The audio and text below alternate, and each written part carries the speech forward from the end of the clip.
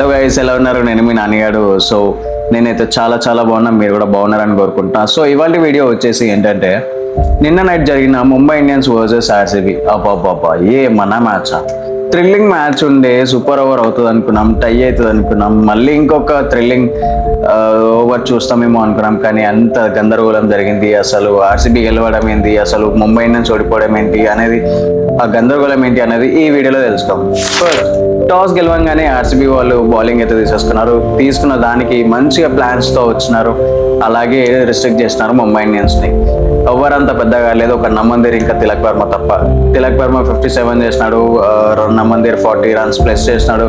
అంతా బాగుంది, కానీ స్కోర్ మాత్రం చాలా తక్కువ స్కోర్కి రిస్ట్రిక్ట్ అయిపోయినారు. జస్ట్ 166కి 7 వికెట్స్ పడిపోయి 20 ఓవర్స్లలో కంప్లీట్ చేసేసినారు. అయితే దాని తర్వాత వచ్చిన ఆర్సీబీ బ్యాట్స్మెన్స్ కూడా అంత పెద్దగా అయితే ఇంపాక్ట్ అయితే చూపించలేదు. ఓన్లీ కృణాల్ పాండ్యా ఒక్కడే ఆడినాడు, మిగతా ఎవ్వరు కూడా సరిగా లేదు. కృణాల్ పాండ్యా ఒంటరి పోరాటం అయితే చేసినాడు. మ్యాచ్ మొత్తం గెలిపేయడానికి కారణం కూడా కృణాల్ పాండ్యా. విరాట్ కోహ్లీ కూడా ఏం ఆడలేదు, 0 డక్అవుట్ అయిపోయాడు. సో ఇట్లా చాలా కష్టమైన బౌలింగ్ అయితే చేసినారు. బుమ్రా కూడా మంచి బౌలింగ్ చేసినారు, అందరు బాగా చేసినారు.